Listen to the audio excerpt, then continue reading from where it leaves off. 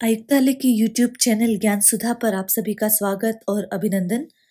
जैसा कि विदित है, ज्ञान सुधा एक उपक्रम है आयुक्तालय कॉलेज शिक्षा राजस्थान का, जिसमें छात्र हित में प्रतियोगी परीक्षाओं हेतु महत्वपूर्ण सामग्री यहाँ पर उपलब्ध करवाई जा रही है।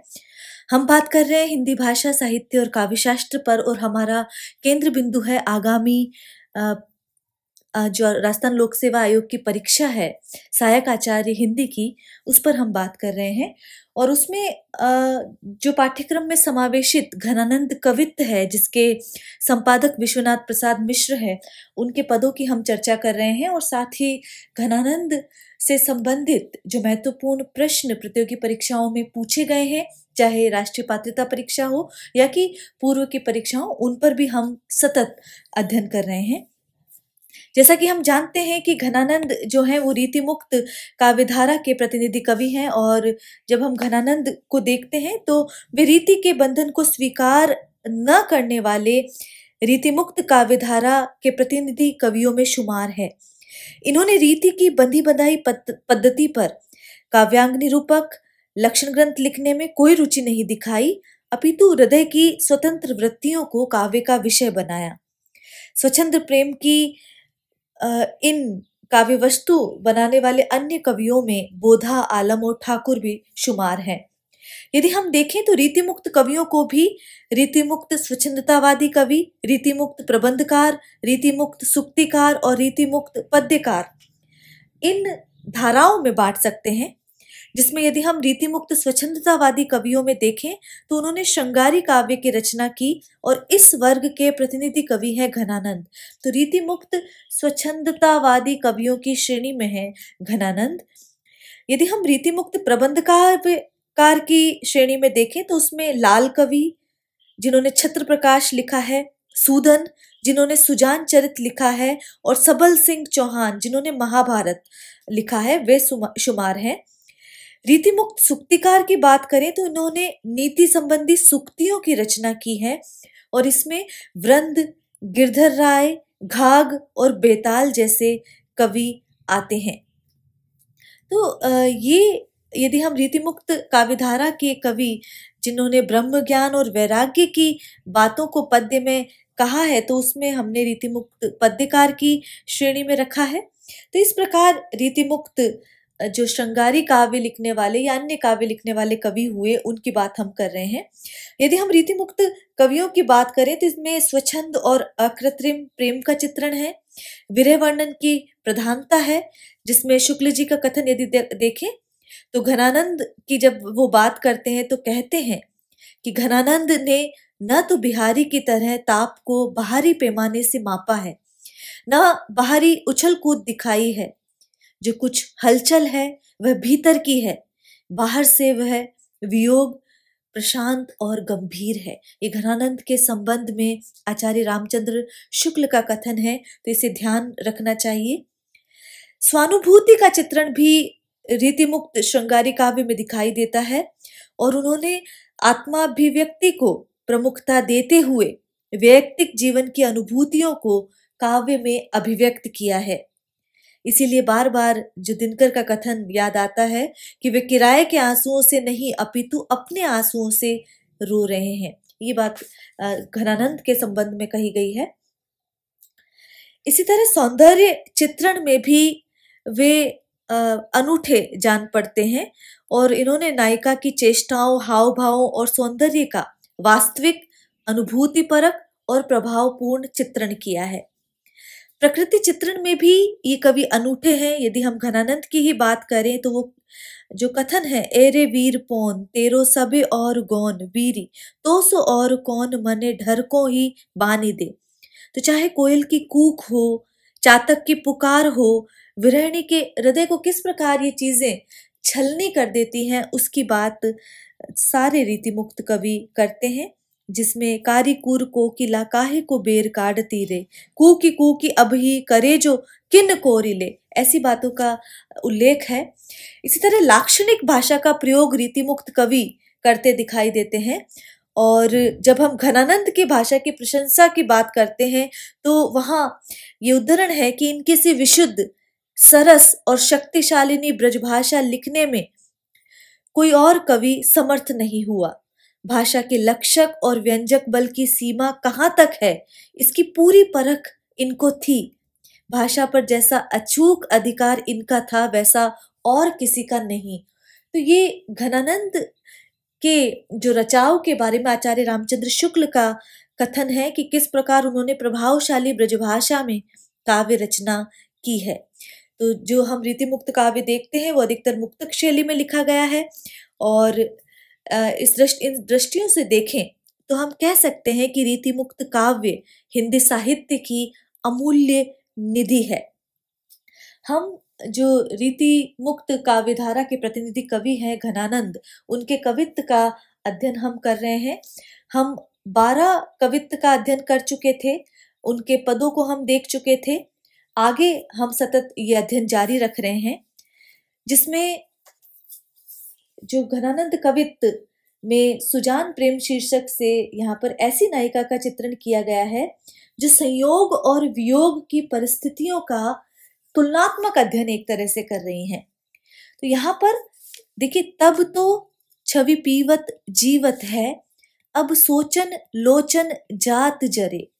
तो यहाँ पर विरही जो है, जो विरह में है, वो संयोग और वियोग के अंतर को स्पष्ट करने का प्रयास कर रहा है कि संयोग में या अनुकूल अवस्था में चीजें किस तरह थी और वियोग में किस तरह हैं। तो दोनों स्थितियों की तुलना करते हुए कहा जा रहा है कि पहले अर्थात संयोगावस्था में जो छवि का पान करके नेत्र जीते थे, अब वियोगावस्था में वे ही जल रहे हैं। लोचन जो नेत्र हैं वो क्या हो रहे हैं, जल रहे हैं। और किससे जल रहे हैं, वो विष ज्वाला से, वो विरह की जो विष ज्वाला है उससे निरंतर जल रहे हैं। ये बात यहाँ पर कही जा रही है।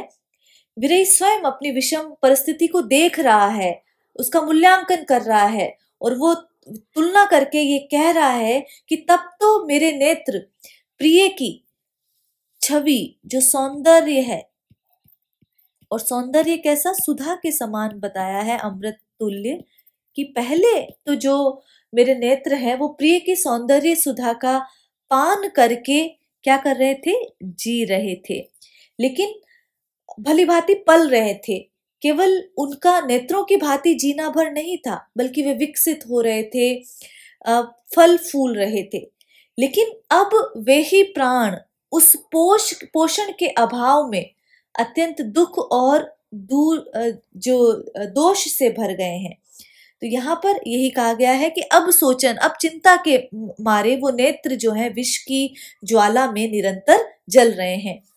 हितपोष के तोष सुप्राण पले, तो वही जो है नेह के पोषण से वो जो प्राण है वो फल फूल रहे थे, विकसित हो रहे थे। बिललात महादुख दोष भरे, अब वो वियोग में क्या कर रहे हैं, उस दुख और दोष से भर गए हैं, इसीलिए क्या कर रहे हैं, बिलला रहे हैं, वो कराह रहे हैं। तो ये बात यहाँ पर कही गई है। घनानंद मीत सुजान बिना सभी सुख साज समाज टरे। तो यहाँ पर ये कहा गया है कि उन आनंद के घन सुजान मित्र के वियोग में अब जो सुख के जितने भी साधन रह गए थे, सुख साज जो रह गए थे, वो टर गए हैं, और ना ही अब समाज रह गया है, अर्थात सभी एक एक करके दूर हो गए हैं, टल गए हैं। तो ये बात यहाँ पर कही गई है। तब हार पहाड़ से लागत है, अब आने के बीच पहाड़ी पड़े। कि जो जिस प्रिय का निकट्य इतना अधिक था, निकटता इतनी अधिक थी कि उनके बीच में कभी कभी हार भी व्यवधान की भांति प्रतीत होते थे, पहाड़ की भांति प्रतीत होते थे। वही प्रिय अब इतनी दूर है कि उनके और मेरे बीच एक नहीं अनेक पहाड़ जो हैं वो आ गए हैं, अर्थात अब इतना विरह है कि पहाड़ों की सी दूरी बीच में हो गई है। तो यहाँ छवि पीवत, शोभा का पान करते हुए, जीवत मतलब जीते, हित का मतलब प्रेम, जो प्रेम से कभी पोषित हुआ करते थे और संतुष्टि पाते थे, वही अब क्या रहते हैं, बिललाते हैं, अर्थात व्याकुल रहते हैं, बेचैन रहते हैं। इस प्रकार की अवस्था का जिक्र यहाँ पर किया गया है। तो संयोग और वियोग की परिस्थितियों की तुलना की गई है, और इस तरह जो घनानंद है वो बार बार बता रहे हैं कि विरह काल किस तरह असह्य होता है। ये बात यहाँ पर कही जा रही है। मुहावरों का प्रयोग हम देख सकते हैं, हार पहाड़ से लागत है, तो ये यहाँ पर देखा जा सकता है। हार पहाड़ से यहाँ पर उपमा अलंकार भी देखा जा सकता है और साथ ही यमक अलंकार का प्रयोग भी यहाँ पर देखा गया है।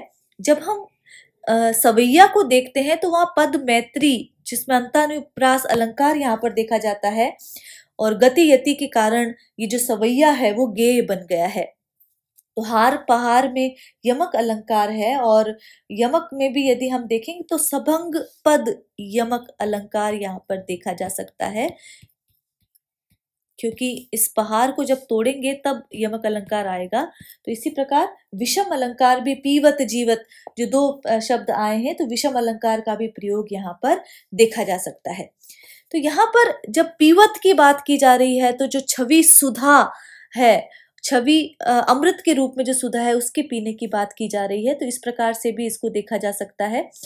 तो यहाँ पर हार पहाड़ में यमक है, ये ध्यान रखना है। और विषम अलंकार की कहाँ वह स्थिति और कहाँ ये स्थिति, संयोग और वियोग का तुलनात्मक अध्ययन होने से जो विषम अलंकार भी यहाँ पर देखा जा सकता है। अगला जो पद है उसमें भी पहले तब और अब की बात ही यहाँ पर भी है कि विरही जो है संयोग और वियोग की विषमता के आधार पर प्रिय के द्वारा किए जाने वाला जो व्यवहार है उसकी कुत्सा कर रहा, निंदा कर रहा है एक तरह से। और उसके लिए यहाँ पर जो 4 प्रकार की विषमताएं देखी जा सकती है कि पहले अपनाए सुजान स्नेह सु, क्यों फिरी तेह के तोरी ये जू, निर्धार आधार है धार मझार दई, गही बाहे न बोरी ये जू, घनानंद अपने चातक को गुण बांधी ले, मोह न छोरी ये जू, रस प्याए के जाए बढ़ाए के प्यास, बिसास में यूं बिस घोरी ये जू। तो ये बात यहाँ पर की गई है। और जब हम पहली पंक्ति में देखते हैं तो पहले प्रेम पूर्वक अपनाना और फिर रोष करके उसे तोड़ना, उस संबंध को विच्छेद करना, उसकी बात यहाँ पर की गई है। दूसरी पंक्ति में यदि हम देखें, जो निराधार है और जो मझधार में डूब रहा है उसे आधार देना और फिर उसे बाह पकड़कर जबरदस्ती डुबोना, हाथ पकड़कर डुबो देना, ये किस प्रकार का जीवन दान देना है उसकी बात यहाँ पर की गई है। तीसरा यदि पंक्ति में देखें तो यहाँ पर घनानंद की बात कही जा रही है जो आनंद के घन है और वो अपने चातक को, अपने पक्षी को पहले तो गुण से बांधता है, वो ये बात की गई है कि फंदे में बांधता है और फिर उसे मोह ममत्व नहीं रखता है और फिर उसे छोड़ देता है, वो बात यहाँ पर की गई है।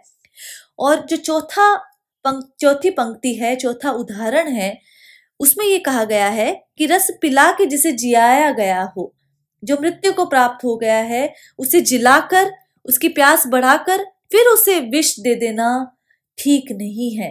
तो ये नीति की बात नहीं कही गई है और कहा गया है कि इस प्रकार सभी अनुचित है। तो यहाँ पहले जो शब्द है वो पूर्व राग की बात कह रहा है और संयोगावस्था की बात कह रहा है, ये बात ध्यान रखनी चाहिए। और जब यदि हम देखते हैं तेह शब्द, तो तेह का मतलब है रोष। तो यदि हम देखते हैं स्नेह में जहां स्निग्धता रहती है वहां तेह में रूखापन रहता है, तो ये बात यहाँ पर देखी जा रही है।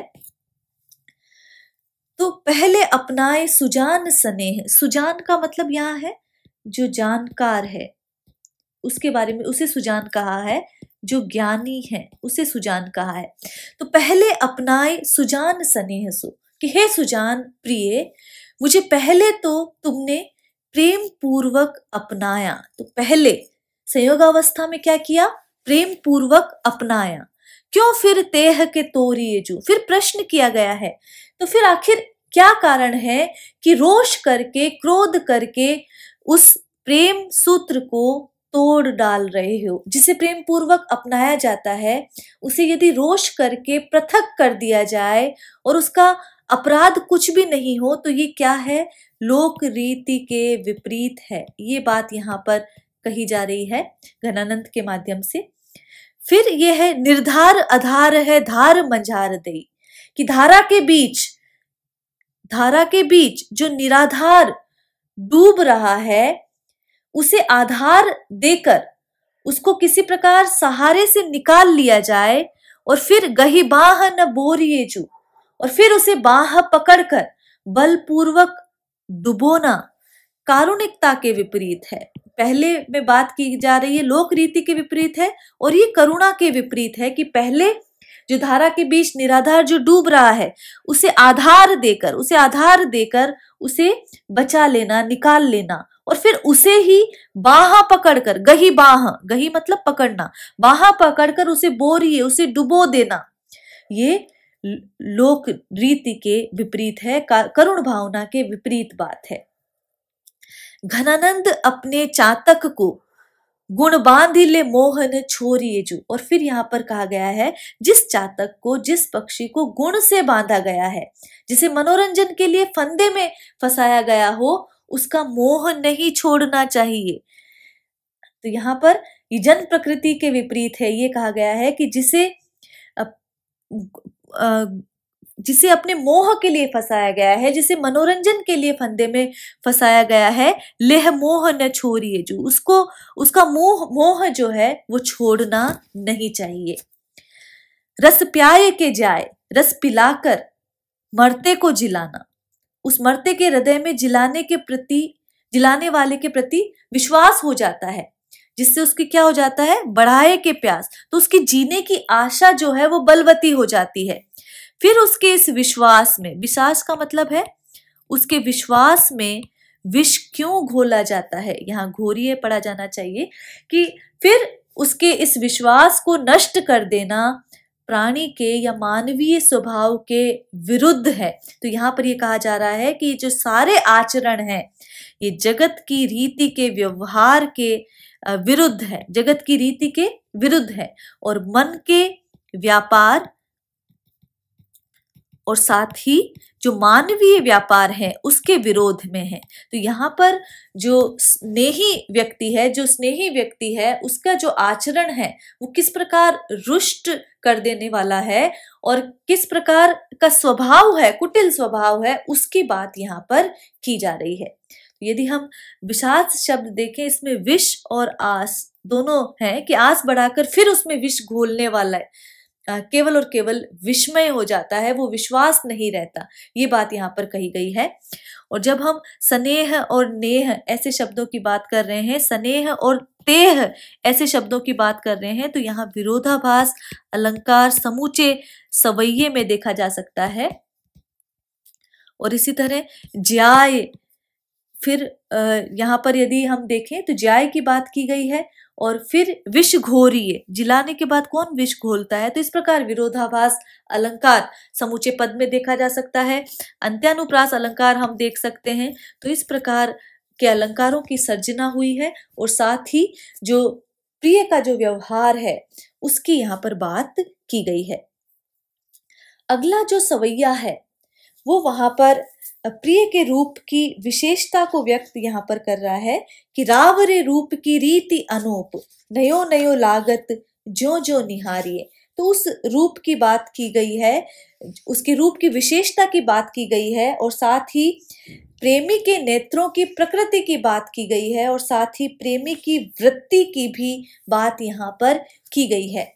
रूप की विशेषता क्या है? रूप की विशेषता ये है कि जो जो उसे देखा जाता है वो नया नया सा प्रतीत होता है, और नेत्रों की प्रवृत्ति क्या है कि उन्हें अन्यत्र तृप्ति ही नहीं मिलती, इसलिए वो इन्हें देखना ही चाहते हैं। तो रूप का मतलब यहाँ सौंदर्य से है, अनूप का मतलब यहाँ अनुपम से है, नई का मतलब है जो नयापन है वहां पर, जिसे क्षणे क्षणे यत्र वतामुपेति तदेव रूपम रमणीयताया, ये बात भी कही जाती है कि किस प्रकार वो नया नया लगता है। वाणी का मतलब, यहाँ वाणी का मतलब टेव से है, प्रवृत्ति से है, और अनोखी का मतलब यहाँ पर विलक्षण से है। तो ये बातें यहाँ पर ध्यान रखनी है कि किस अर्थ में ये चीजें आई हैं। अघानी का मतलब है तृप्ति। तो ये चीजें हैं। कहूं नहीं का मतलब कहीं नहीं। आनी का मतलब शपथ से लिया गया है। तो ये कुछ अर्थ हैं। तो यहाँ पर बात की गई है कि रावरे रूप की रीति अनूप, कि आपके सौंदर्य की अद्वितीय रीति है, अनोखी रीति है। रीति मतलब ढब है, परंपरा है। तो उसकी बात यहाँ पर की जा रही है कि आपके सौंदर्य की अद्वितीय परंपरा है, अद्वितीय रीति है, कि उसे जो जो देखा जाता है वह नया नया लगता है। तो जो जो निहारिए, जैसे जैसे उसे देखा जाता है, यदि उसमें प्रत्येक बार नूतन रूप राशि न हो तो क्या हो, कुतूहल कम हो जाए। तो यहाँ पर यही है कि उसे जो जो देखा जाता है वह नया नया दिखता है। त्यों इन आखिन बानी अनोखी, और उसी तरह नेत्रों में विलक्षण टेव है, विलक्षण वृत्ति है, कि यदि केवल कुतूहल होता तो उसे उसकी शांति अन्यत्र से हो जाती, लेकिन ये रूप ऐसा है कि नया नया लगता है।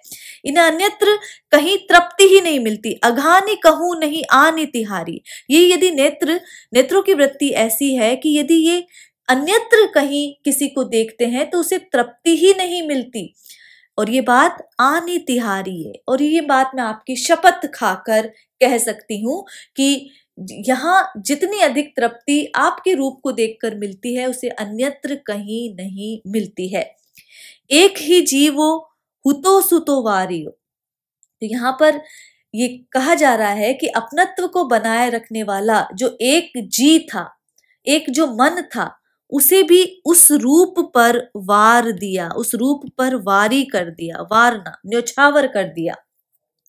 संकोच और सोच सहारिये। तो यहाँ पर अब ये कहा गया है कि जब जी ही अपने वश में नहीं तो किसी का संकोच और अपनी चिंता भी कौन करे। संकोच और सोच सहारिये, कि अब तो और कोई सहारा ही नहीं है। जो एक मन था उसे भी उस रूप पर न्योछावर कर दिया, तो इसलिए अब और कोई सहारा नहीं है, और किसी प्रकार का संकोच भी अब नहीं है, और संकोच और अपनी चिंता भी कौन करे, ऐसा कोई सहारा नहीं है। रोको रहे न दहे घनानंद बावरी रीझी के हाथ नहारिये। तो यहाँ पर ये कहा जा रहा है कि आप सुजान हैं और आपसे निवेदन है कि मेरे संकोच और सोच को यदि सहारा देने वाला है तो वह भी आप ही हैं। रोको रहे ने दहे घनानंद, और मेरी विवशता ये है कि हे घनानंद, यदि ये जो बावरी है ये अपने आप को रोकना चाहती है तो भी वो रुकता नहीं है, मन नहीं रुकता है। बावरी रीजी के हाथ नहारे, एक तो दहे, ये निरंतर दहती रहती है, जलती रहती है। मेरी विवशता यह है कि ये पगली रीझ जो है मुझे जलाए डाल रही है, जलाती ही रहती है, और इसके हाथों मुझे हारना पड़ रहा है। तो ये जो रीझ है, ये जो प्रेम की बात है, ये जो विलक्षण प्रकृति है कि मेरी जो रीझ है वो केवल और केवल आपके रूप पर बनी हुई है, तो यहाँ पर इस रीझ के हाथों मुझे हार मानना पड़ रहा है। ये ऐसी रीझ है कि यदि ये ना होती तो मुझे परेशानी नहीं होती। तो इस बावरी रीझ के हाथों, जो ये रीझने की प्रवृत्ति है, जो ये आकृष्ट होने की प्रवृत्ति है, जो ये तुम्हारे रूप के ऊपर रीझ गई है, इसके आगे मैं हार गई हूं और ये संपूर्ण तुम पर न्योछावर कर चुकी है। तो सुजान का ये कहना है, यहाँ पर घनानंद का ये कहना है कि बावरी रीझ ऐसी विलक्षण है कि ये रोने से कभी मान जाती, लेकिन ये मानने का नाम ही नहीं लेती। ये मेरे को निरंतर जलाती रहती है, और फिर भी क्या है, ये घनानंद अर्थात आनंद दायिनी है। तो ये यहाँ पर एक बात की गई है। अनुप्रास अलंकार का यहाँ पर प्रयोग है, विरोधाभास का प्रयोग है, रीझ के साथ की बात की जा रही है, तो ये विरोधाभास अलंकार का प्रयोग यहाँ पर देखा जा सकता है। आगे जो कवित्व है वो है, और इसमें ये बताया गया है कि जी किस प्रकार उड़ा उड़ा सा रहता है, जी किस प्रकार व्यथित रहता है, और उसकी तुलना यहाँ पतंग से, या जिसे गुड्डी कहा जाता है, जो आकाश में उड़ाई जाती है कागज की, उससे तुलना की गई है, और गुड्डी से जी के उड़ने में व्यतिरेक यहाँ पर दिखाया गया है। तो आस ही आकाश मधी अवधि गुने बढ़ाए। तो यहाँ पर ये कहा गया है कि आशा रूपी आकाश में, तो यहाँ रूपक अलंकार, आशा रूपी आकाश में अवधि रूपी गुण को बढ़ाकर और उमंग में आकर निरंतर जो है मेरे मन को वहां पर बढ़ा दिया है और एक तरह से आकाश में दूर तक पहुंचा दिया है, और मेरी जो उमंगे हैं, मेरी जो आशा है वो बहुत दूर तक उड़ गई है। तो इस प्रकार चौपनी चढ़ाए दिनों कीनो खेल सो ये है। तो इसे आकाश में दूर तक पहुंचाकर, चौपनी जो उमंग में आकर और इसे दूर तक चढ़ाकर, चढ़ाए आकाश में बहुत दूर तक पहुंचा दिया है। तो एक प्रकार से ये मेरे साथ क्या हुआ है, खेल हुआ है, खिलवाड़ कर दिया है। निपट कठोर एहो एचत ना आप और। अब क्या है कि अब ये खिलवाड़ किस तरह हुआ है, ये खेल मनोविनोद में किया गया, लेकिन समय की जो सीमा निरंतर बढ़ा दी गई है। अब यहाँ पर कहा है कि जो प्रेमी है वो अत्यंत कठोर है। क्यों कठोर है? क्योंकि वो इसे अपनी ओर खींचते ही नहीं। ऐचत का मतलब है खींचते ही नहीं। पतंग जो है वो हाथों से मिलना चाह रही है, यहाँ पर नेही जो है वो मिलना चाह रहा है, लेकिन वो जो पतंग अपनी ओर खींची ही नहीं जाती, वो डोर अपनी ओर खींची ही नहीं जाती। लाडले सुजान सो दुहेली दशा को कहे। तो यहाँ प्रिय सुजान से दुखद दशा कौन कहे? तो सुजान होने से कुछ कहने की आवश्यकता नहीं, दशा ऐसी है कि कोई कहे तो क्या कहे, क्योंकि ये दशा बहुत कष्टकारी है। अचरजमयी मोही भई घनानंद यो हाथ साथ लाग्यो पे समीप न कहूं लहे। हे आनंद के घन, हे आनंद घन, मुझे तो ये आश्चर्य हो रहा है कि हाथ के साथ लगे रहने पर भी, हाथ के साथ रहने पर भी मुझे उस सामीप्य की, उस निकटता की प्राप्ति नहीं हो रही है। बिरह समीर की झकोरनी अधीर ने है। तो यहाँ पर ये कहा जा रहा है कि विरह की वायु के झकोरों से, विरह की वायु के झकोरों से जी अधीर हो रहा है। नेह के अभाव में जी बेचैन हो रहा है। नीर भीजो जीव तऊ गुड़ी लो उड़ियो रहे। फिर भी आंसू से भीग कर मेरा जो जी है वो गुडी की भांति, पतंग की भांति निरंतर उड़ता ही रहता है। विरोधाभास अलंकार है। जब नेह के जल से भीजा हुआ है तो पतंग नीचे बैठ जानी चाहिए, लेकिन फिर भी ये जो मेरा जी है, मेरा जो ये मन है, वो पतंग की भांति उड़ता ही रहता है। तो ये बात यहाँ पर की जा रही है कि कठोर, जो प्रिय प्रेमी है वो अत्यंत कठोर है, निपट कठोर है, और इसीलिए जो दशा है वो अत्यंत दुखद है, और इतनी दुखद है, इतनी दुहेली दशा है कि उसे कहा भी नहीं जा सकता। तो ये बात यहाँ पर की गई है। यहाँ पर जब आकाश में देखते हैं तो रूपक अलंकार दिखाई दे रहा है हमें, आशा रूपी आकाश की बात की गई है। इसी तरह अवधि रूपी गुण की बात की गई है, तो वहां पर भी रूपक अलंकार है। इसी तरह विरह रूपी समीर की बात की गई है, उसमें भी रूपक अलंकार देख सकते हैं। खेल सो गुड़ी लो, इनमें उपमा अलंकार है, यहाँ पर ये देखा जा सकता है। खेल सो, यहाँ पर भी खिलवाड़ किया है एक तरह से। तो जब ये बात कही जा रही है तो वहां पर भी उपमा अलंकार देखा जा सकता है। तो ये अलंकारों का प्रयोग है। विरोधाभास हाथ साथ लाग्यो पे समीप न कहू लहे। तो ये इस पंक्ति में विरोधाभास अलंकार देखा जा सकता है। तो इन अलंकारों की और साथ ही में अंत्यानुप्रास अलंकारों की सर्जना यहाँ पर हुई है। उपमा, विरोधाभास, रूपक अलंकार, आशा रूपी आकाश में जब हम देख रहे हैं और अवधि गुणे में जब हम देख रहे हैं तो रूपक अलंकार की बात है। विशेषोक्ति है कि जल से गलने फटने की स्थिति में जब बात की जा रही है, नीर भिजो जीव तऊ, और व्यतिरेक है जीव गुड़ी से भी, पतंग से भी बढ़कर है। जीव की तुलना पतंग से की गई है, लेकिन पतंग से भी बढ़कर है। तो जब उपमान से भी अधिक उपमेय का वहां गुण दिखाया जाता है तो व्यतिरेक अलंकार है। तो इस प्रकार ये अलंकारों का प्रयोग यहाँ पर किया गया है। जी उड़ना, मुहावरे के आधार पर गुड़ी से जी का रूपक है। गुण बढ़ाना का मतलब है डोर बढ़ाना, और डोर यहाँ पर कैसी है, अवधि रूपी डोर बढ़ा दी जाती है। तो ये यहाँ पर सारे प्रयोग घनानंद ने किए हैं, मुहावरों का प्रयोग किया है, ब्रजभाषा का प्रयोग किया है, और ये छंद कवित्त है। आगे का जो पद है वहां पर जिसमें देखा जाए तो घनानंद जीवन में मूल सुजान की, कौंधनी हूं न कहूं दर से। ये बात यहाँ पर है कि प्रिय कहीं ऐसे स्थान पर परदेश में रह रहा है जहां से उसका कोई समाचार नहीं मिलता। वो कहाँ है, कैसे है, इसका पता नहीं है, और प्रिय ने भी परदेश जाकर कोई संदेश नहीं दिया है। यदि कोई पता होता तो किसी को भेजा जाता, पर किसी को पता तक नहीं कि वह कहाँ है। तो ये तो प्रिय पक्ष की स्थिति के बारे में बताया गया है। दूसरा, प्रेमी की स्थिति यह है कि जब तक वह नेत्रों से प्रिय के दर्शन नहीं कर लेता है तब तक उसे चैन प्राप्त नहीं मिलता। केवल दर्शन ही न मिले, प्रेम की दृष्टि भी हो तो तुष्टि हो। तो ये वाली बात यहाँ पर की गई है। वर्षा करने वाला पास नहीं है, इसलिए वर्षा बनाए रखने के लिए वे नेत्र निरंतर बरसते रहते हैं। तो ये पूरा एक पद का सार है। यहाँ घनानंद का मतलब है आनंद के बादल की बात यहाँ पर की जा रही है। तो यहाँ पर श्लिष्ट पद है ये घनानंद, हम हर बार कहते हैं। जीवन मूल की जो बात की गई है तो जल को धारण करने वाला, तो घनानंद क्या है, जीवन को धारण करने वाले, जल को धारण करने वाले हैं। तो जल धारण करने वाला। प्राणों के मूल कौन है, प्रिय है। तो यहाँ पर प्राणों के मूल प्रिय की बात की जा रही है।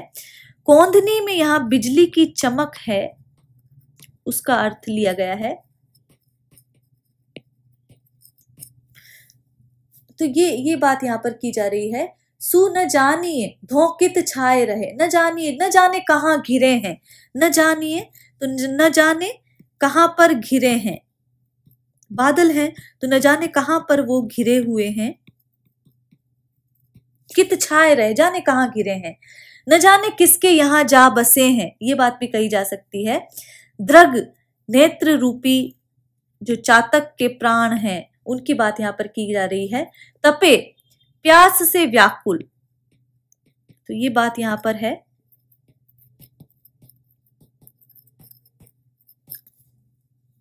विरह से तपकर, पावस का मतलब है वर्षा,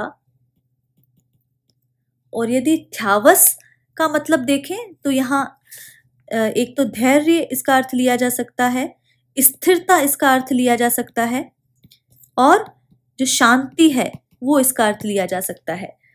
तो उसकी बात यहाँ पर की जा रही है। सो क्यों करी, उस वर्षा को अभी किस प्रकार प्राप्त करे। बद्रा का मतलब बादल है, ऋतु वर्षा की ऋतु, घिरिके का मतलब है छाकर। तो ये यहाँ पर कुछ है। उगरी का मतलब है खुली हुई हैं आंखें। तो ये पद है। घनानंद जीवन मूल सुजान की, कौंधनी हूं न कहूं दर से। सुन जानिए धोकित छाए रहे, दृग चातक प्राण तपय तरसे। बिन पावस तो इन्हें ख्यावस होना, सु क्यों करी ये अब सो पर से। बदरा बरसे ऋतु में घिर के, नित ही अखियां उघरी बरसे। तो यहाँ पर जो बात की गई है कि जो जीवन के मूल और आनंद के घन सुजान हैं उनके दर्शन कहीं नहीं हो रहे हैं। सुजान के कौंधे के भी दर्शन कहीं नहीं होते, अर्थात बिजली की भी, उसकी कौंध, उसके चमक के भी दर्शन नहीं होते। तो इससे ये कहा जा रहा है कि वे प्रवासी होकर कहाँ हैं इसका कुछ भी पता नहीं लगता। सुन जानिए धोकित छाए रहे, ये भी पता नहीं है कि वो बादल के रूप में कहाँ छाए हुए हैं। किसी के प्रेम में पड़कर उसके संपर्क का परित्याग नहीं किया जाता, ये बात यहाँ पर की जा रही है। तो नहीं पता कि वो कहाँ छाए हुए हैं। द्रग चातक प्राण तपे तर से, तो यहाँ बादल का रूपक है, और इधर जो नेत्र रूपी चातक हैं वो क्या है, तपे हुए हैं, संतप्त हैं, व्याकुल हैं, उनके दर्शन के लिए तरस रहे हैं।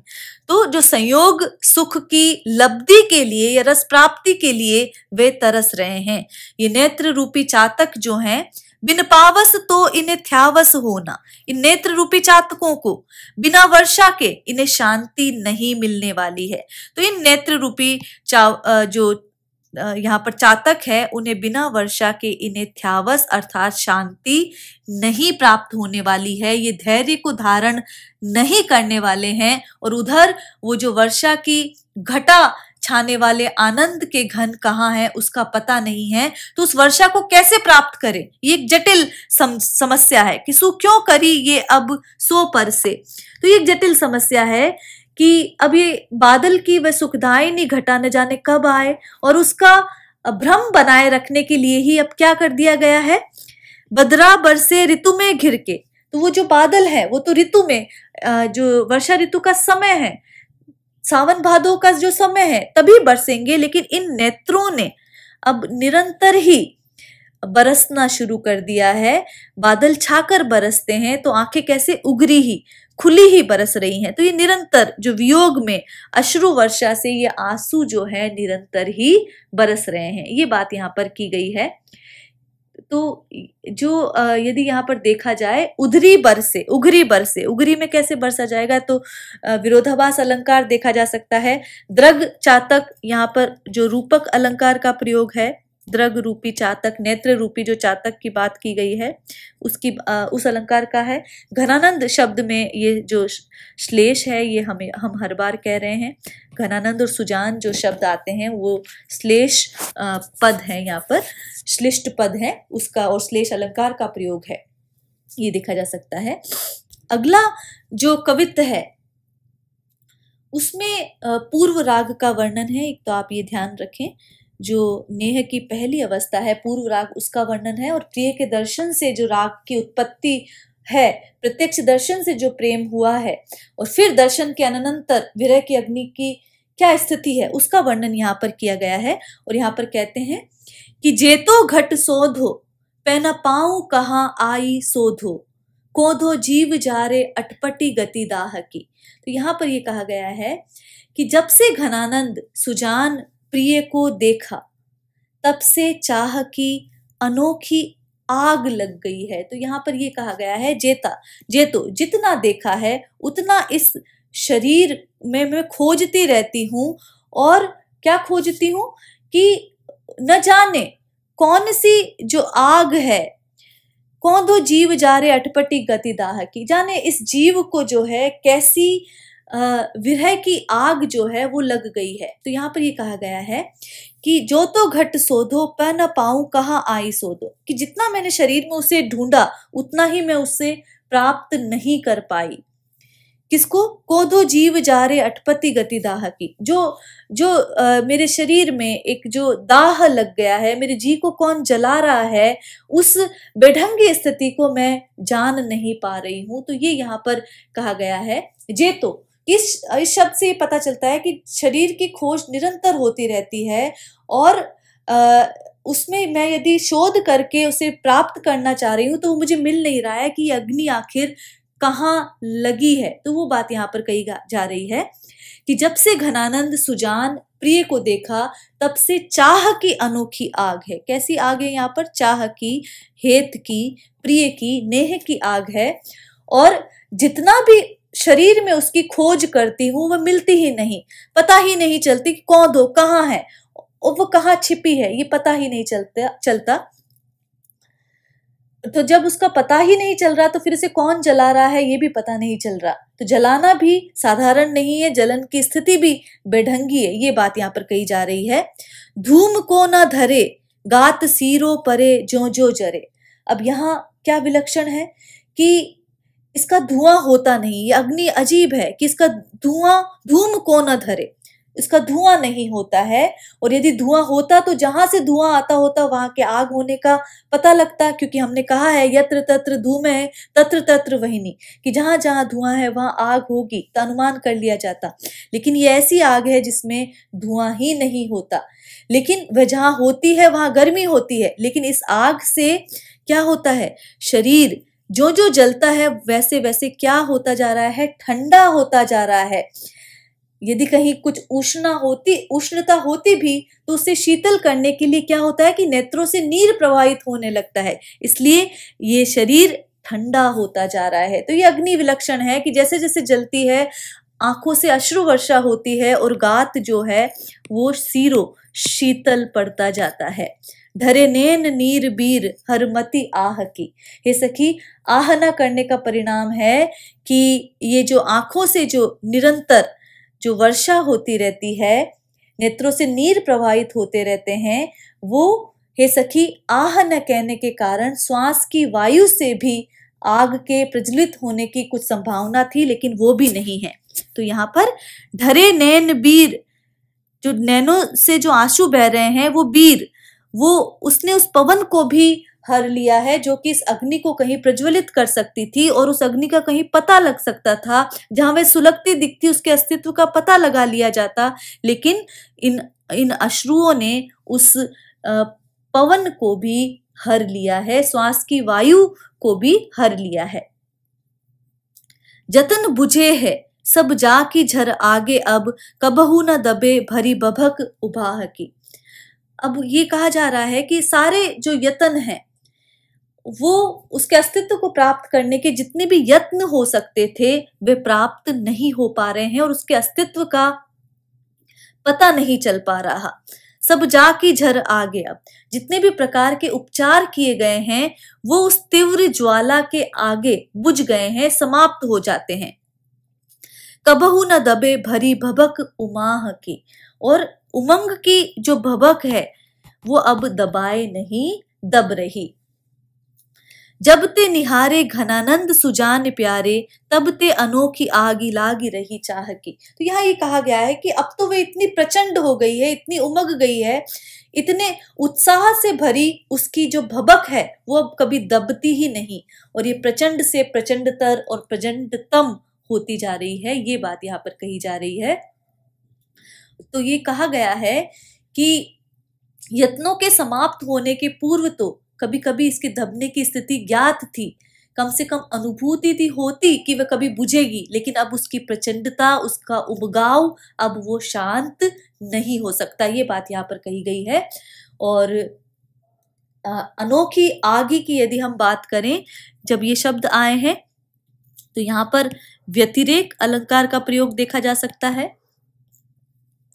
बूझे है में लक्षण लक्षणा का प्रयोग है। इसी तरह बूझने का प्रयोग मन बुझा बुझा है, शिथिल है, उदास है, इस तरह मुहावरे का भी प्रयोग देखा जा सकता है। और संपूर्ण पद में अंत्यानुप्रास अलंकार का प्रयोग देखा जा सकता है। तो ये हम घनानंद के कवित्व पढ़ रहे हैं, और जब हम इनमें देखते हैं तो प्रेम की पीर की व्यंजना है यहाँ पर, और अलंकरण और चमत्कार प्रियता देख सकते हैं। भाषा की लाक्षणिक शक्ति का प्रयोग अनुभूति को प्रभावी बनाने के लिए किस प्रकार किया गया है वो देख सकते हैं। तो आज के लिए इतना ही, आगे के पद हम अगली कालांश में करेंगे। नमस्कार।